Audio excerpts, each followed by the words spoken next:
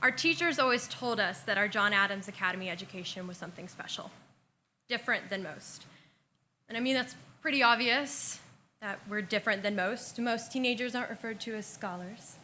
Most teenagers did not have to read the unabridged version of Les Miserables. 1,460 pages, might I add, for all of you who are confused. I had somebody come to me in Starbucks and ask me if I was annotating a dictionary, to which I responded, kind of. Most teenagers do not know the 33 different ways to translate to kill into Latin. Most teenagers do not consider Socrates puns to be the pinnacle of human comedy. Strange, I don't really know why on that one. And most teenagers do not experience the inexplicable rising panic of being handed a piece of literature with no pen to annotate it.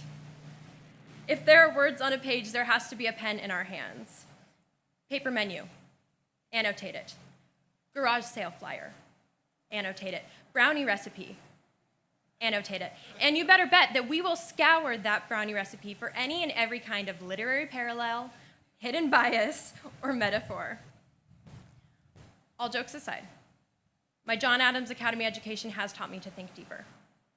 Maybe not so much as to question the hidden bias hidden in a brownie recipe, but rather to ask the big questions. We live in an extremely opinion-driven, vocal, and action-oriented society. And while most of the world is telling you what to think and how to feel, I encourage you to stop and think, fall back onto your education, and contemplate. Princeton University writes that a liberal arts education, quote, challenges you to consider not only how to solve problems, but it also trains you how to ask which problems to solve and why, preparing you for positions of leadership and of life of service to the nation and all of humanity, end quote. What we learned here at John Adams Academy is a bunch more than facts and formulas. The countless readings, annotations, and discussions all work towards shaping us into becoming servant leaders, defenders of humanity. Before you form your beliefs based upon what the majority says or what most people think, challenge yourself to think deeper. While the good, true, and beautiful may not always be celebrated by society, they're always worth your pursuit. When reflecting on my education for this speech, I asked myself the question, what was the subject of my contemplation and deep thinking that managed to keep me so intrigued for 4 years? I mean, we talked about justice, liberty, revenge, patriotism. And after thinking about books such as Les Mis, The Scarlet Letter, A Tale of Two Cities, My Antonia, so many other ones, I realized this reoccurring theme of love.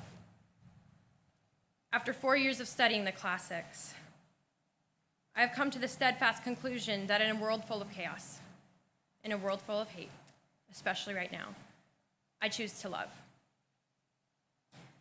And while some may seem this declaration as youthful naivety, I deem it the worthiest pursuit a man could ever choose.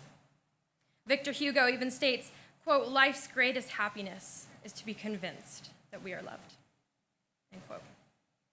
So as we move into this new period of life, we proceed with confidence, knowing that our education has equipped us with more than an inventory of memorized information, but has offered us lifelong friends, irreplaceable mentors, a desire for virtue, a mind to think for ourselves, and I would argue a greater understanding of what it means to love. After all, what's the point of changing and challenging the world if we neglect to love the people in it? Thank you.